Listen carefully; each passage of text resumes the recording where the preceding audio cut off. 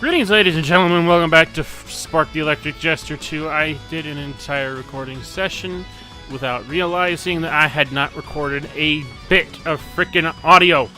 So I'm a little further into the game than I was last time. Let's just get on with it. Floresta Blanca. A snow-themed level.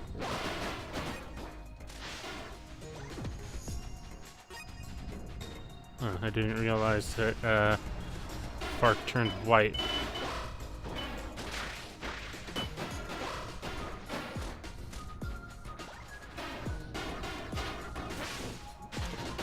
Frickin' things.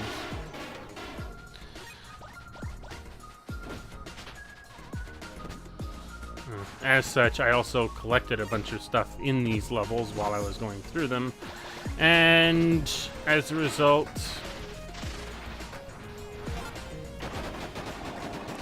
go the fuck away.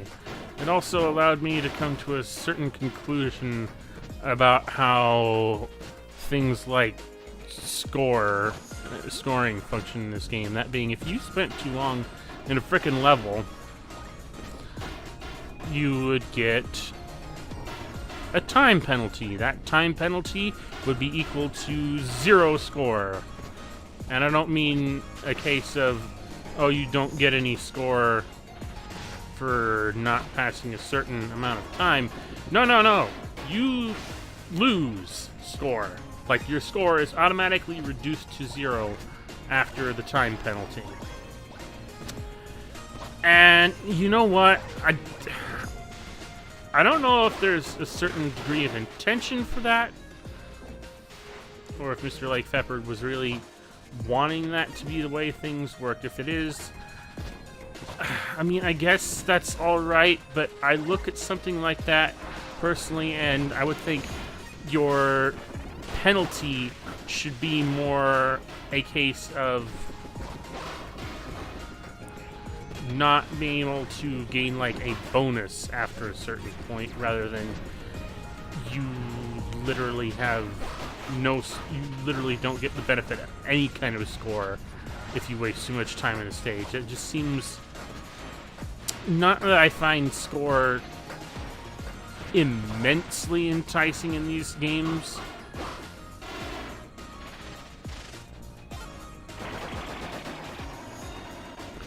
but it is one of those things where if I have a score, I'd rather be able to keep it and not have it lost because of some arbitrary time limit issue. Like, if I wasn't able to gain bonus score, that'd be one thing. I can understand that.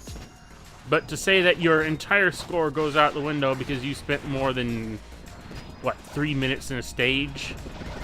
I find that decisively unfair, especially considering how much exploration you can go through, how many enemies you can fight along the way in order to gain score. But then your score, any score that you end up gaining as a result of sitting around, taking time to look around and fight enemies and pick up extras, goes straight out the window because, whoops, 5 minutes, you're over the limit. That means you get nothing. Good day.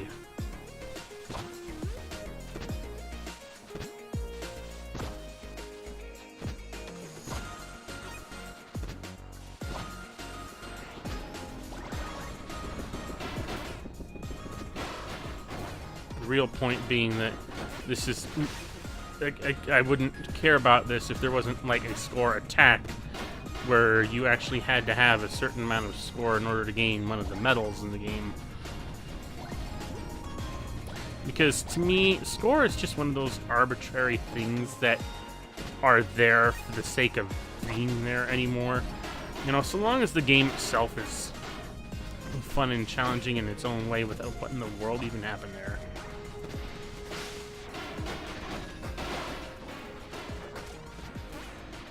Fun and challenging enough on its own right to even travel through. then I'm not really asking myself too much to care about that score. But because, you know, there's certain, I guess, extras or modes or something, I don't know, that are locked behind getting these. Yeah, I honestly don't know what all one gets from collecting many medals. If it's not anything important, then whatever, but it just seems like one of those decisions that goes against all. Yeah, I'm over 5 minutes, and my score is literally draining because I spent far too long, and now my score will keep going down to 0 until I reach the end of the stage.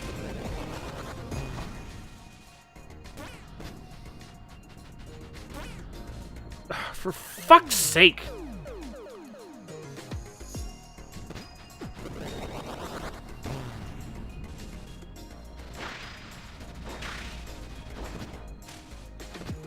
Again, if it were a case of your score not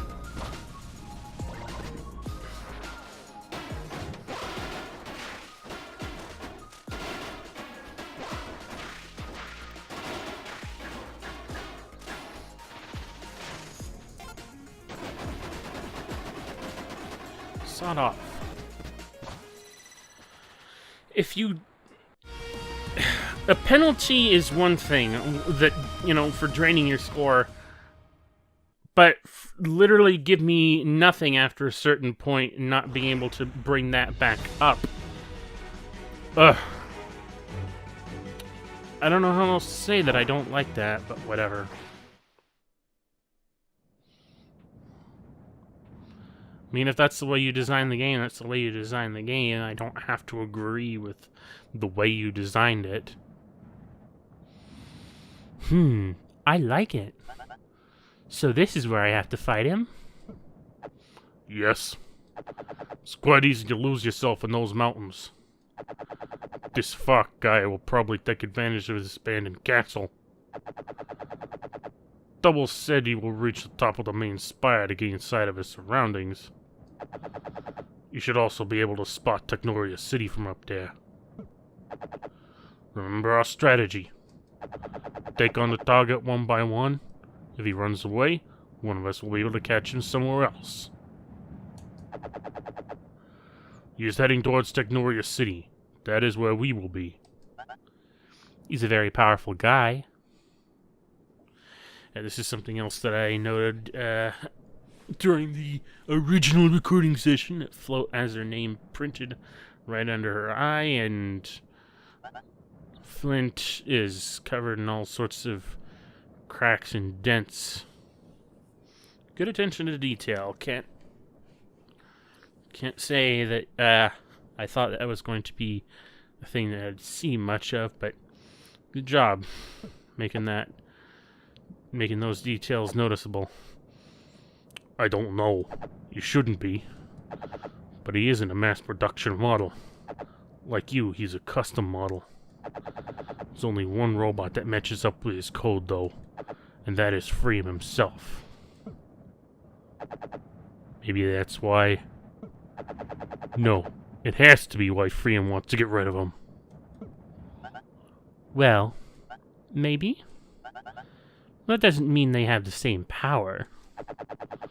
Yeah, there's no way he's just as powerful as Freem. His body just can't handle it. Anyways, Master told me to come back quickly. I hope to see you again soon. Later, whatever. I don't know. Before I go, have you really lost all your memories? Yes. My last memory is of a room covered in red. And, well, you two. I still couldn't really move back then as well. But you're right, I do have this feeling that I've lost something. Something important. Same account as before.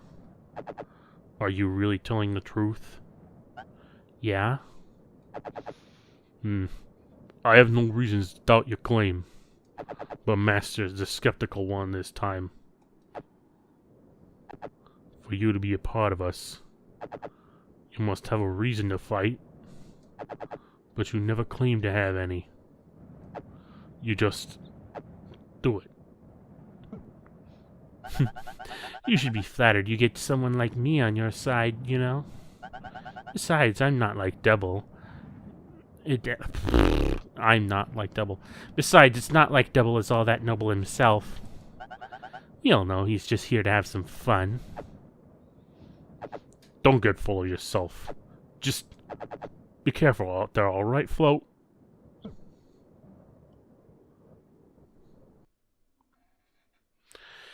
Okay. And, from... I didn't notice this before. Don't know why I didn't. Can I jump down there? Probably not. Yeah, I thought so. Whoa, whoa, whoa, whoa, wait a minute, wait a minute, wait a minute!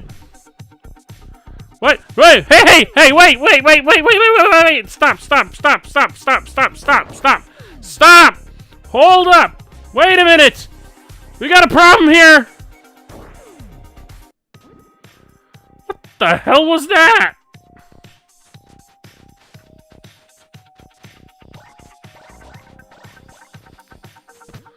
Okay, I've already found a pretty significant...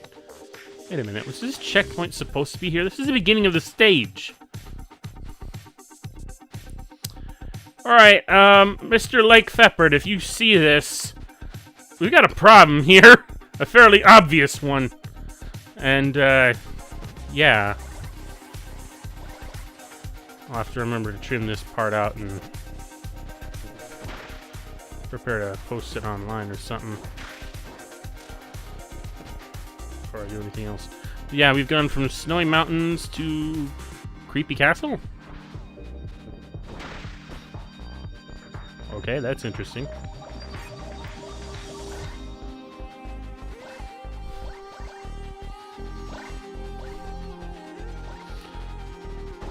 I like the aesthetic. It's different. It's not like many creepy castles that I've seen in any other games of this sort. Granted, the only other creepy castle aesthetic that I can think of off the top of my head, especially when it comes to a game like this, is from Sonic Heroes. And yeah, Sonic games don't really visit the creepy, spooky aesthetics that often. Like, usually if it involves ghosts, it says part of some other aesthetic, like the ghosts in the sand ruins or stuff like that.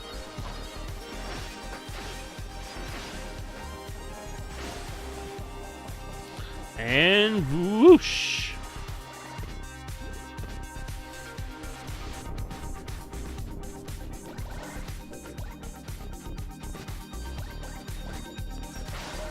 Vadoom!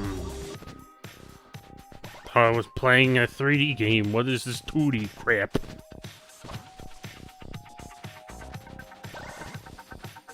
Yeah. I mean, I can't blame it. It's sort of Crash Bandicoot-y in that I can actually still move in 3 dimensions, but... And to be honest, it is a very brief segment, so you're still taking advantage of the 3 dimensions anyway. Woohoo! Okay. Now where do I go? Down here? You go up to go down, and we go down to go up.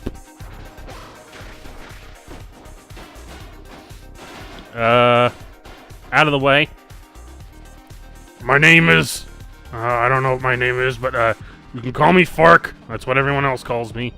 Okay, that is interesting, and I don't want anything part of it. Wait a minute. I just realized what I feel like I'm looking at when I see those things. Frickin' Kremzeek?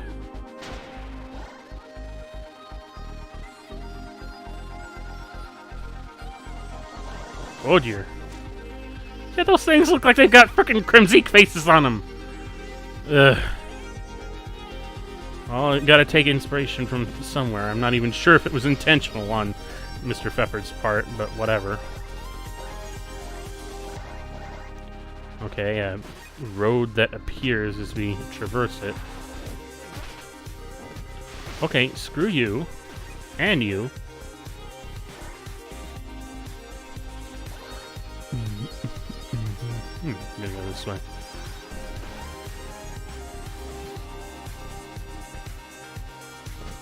Whoosh!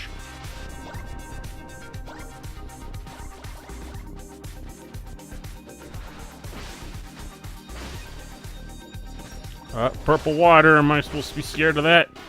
No, I already know that I'm not. I've already, like I said during the last session, already played this level. Although I'm probably gonna get through a lot of this faster now that I know better than to linger too long on these levels, because I'm almost at the 5-minute mark. Huzzah! Which means, ooh, okay. Weird. Guess I shouldn't touch this stuff. Oh, this power up again. Still haven't quite figured it out. Like, I thought that was supposed to be like some sort of bike that I was riding on. Yep. Yeah, touching the blue stuff causes me to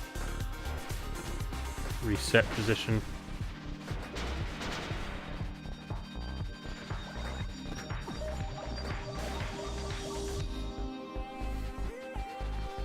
Yeah, and I've hit the time penalty limit already because I've spent more than 5 minutes here.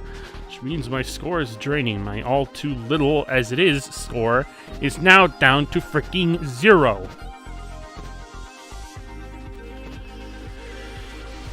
Again, I wouldn't care so much if there wasn't those secret metal things that you're supposed to pick up.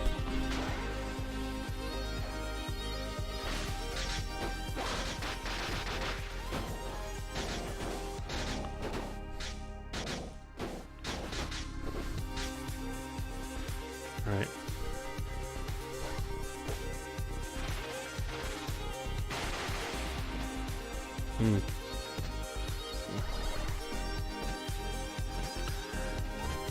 Like, I mean, I guess he's changed certain power-ups to work in different ways, but this was something else that I was kind of getting into during the original recording session, is that there doesn't seem to be a great deal of, you know, maneuverability difference between the different power-ups. You've always got the double jump no matter what. You've always got the dash no matter what. And none of the power-ups, at least so far, seem to make either of these things feel sufficiently different in any specific way.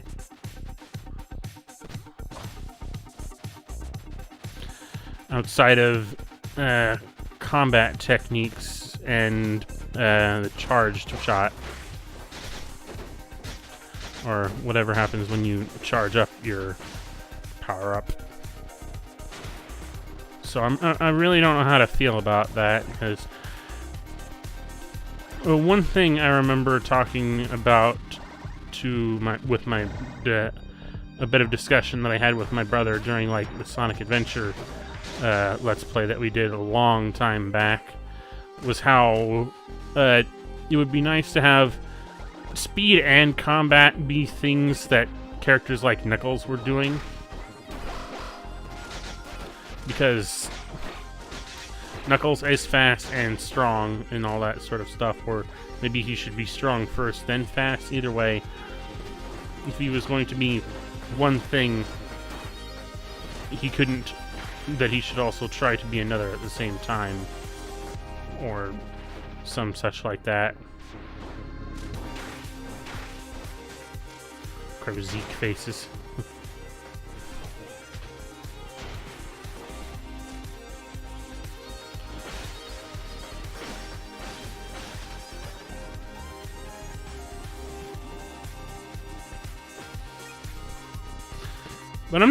But this isn't, I'm finding this, which is a sort of balance in and of itself to that kind of degree, not really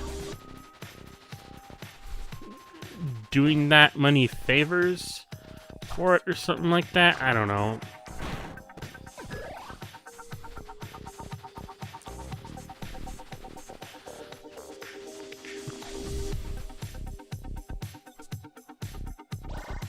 Okay. Am I supposed to run down? I was about to say, am I supposed to run down this? Because it looks kind of like I'm supposed to. But whatever. It ends the same way the castle aesthetic in Sonic Heroes did too. Minus the actual running down slash up the wall. I can't remember which way around it was. Whatever. 0 score because screw you.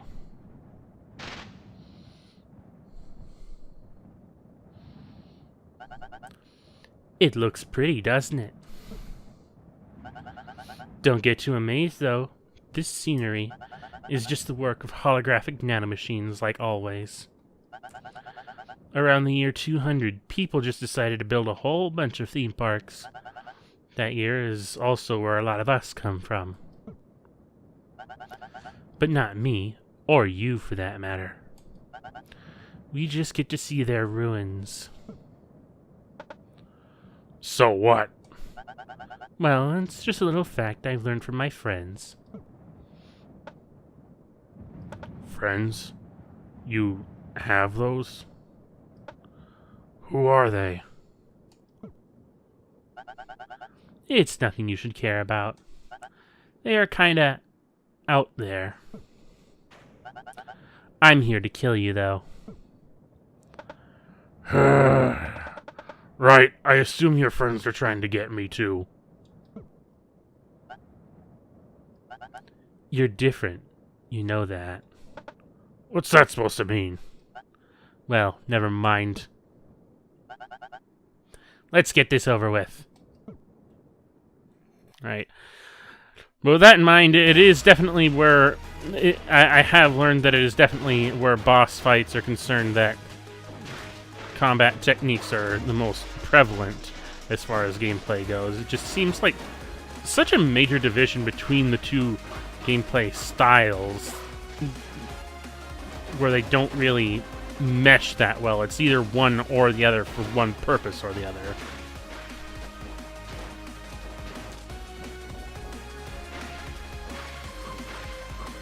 Like, ideally, it would be nice to have both combat and speed be functional within the same space, rather than one there for one purpose and one there for the other purpose, in case you decide to, or you need to indulge one or the other for a certain aspect of the game.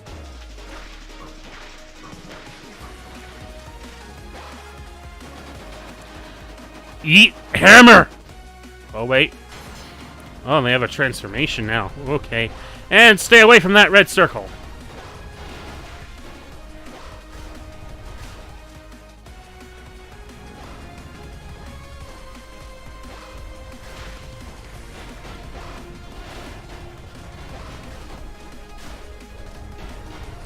No, seriously, stay away from the red circle.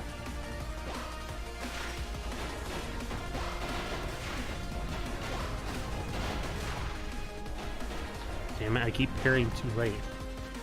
Or not parrying at all when I should.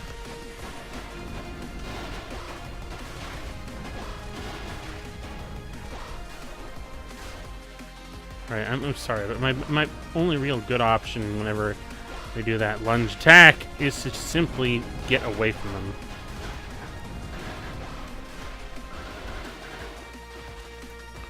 Oh, I was charging up so that I could do my super spin. Oh well, looks like she's dead. Blown to bits. Well, maybe not bits, but blown up regardless.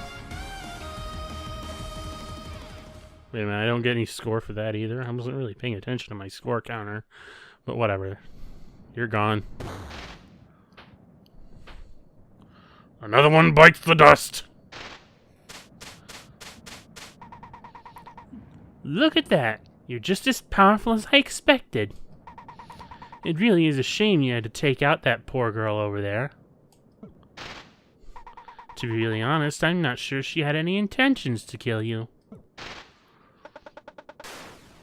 You don't know what you're talking about. She made her intentions clear right before we started fighting. If someone says they'll do something, that doesn't mean they will actually do it, you know. She was quite the soldier. While it's true that she was working for Freedom, She wasn't being manipulated. She was merely doing this as a favor for a friend. But before any of this, she was actually a military cyborg. Cyborg? Yeah, she isn't like you or your kind. Once upon a time, she was just a regular girl. As far as I know, her body was only a prototype. She was discarded in a trash pile somewhere.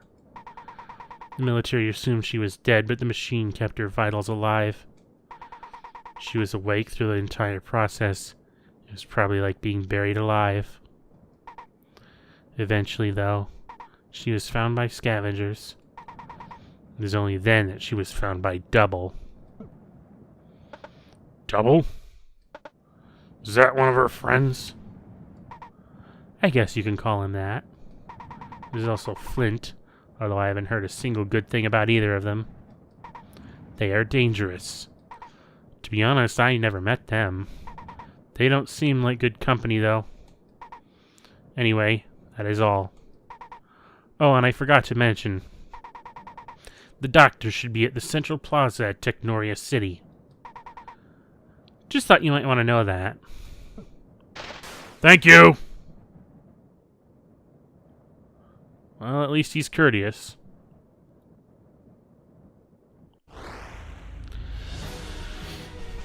But yeah, that's all for that. And that's that entire session. Hopefully recovered this time. Plus a little bit extra. Anyway. That is it for this episode of Let's Play Spark the Electric Jester 2. Jester, not Gesture. I've really got to get that sorted out one day. So, thank you absolutely everyone for watching. I'm probably going to... if you're like me, you're probably going to show off any little bugs that you come across to Lake Pfefford on the Steam forums or wherever you need to for this game. So I would suggest that if you're going to play this game and you enjoy it and you want to keep enjoying it, that you help make it better by pointing out where there are problems. And while you're at it, also check out my own Twitter and coffee links in the description below. And RCFS and out!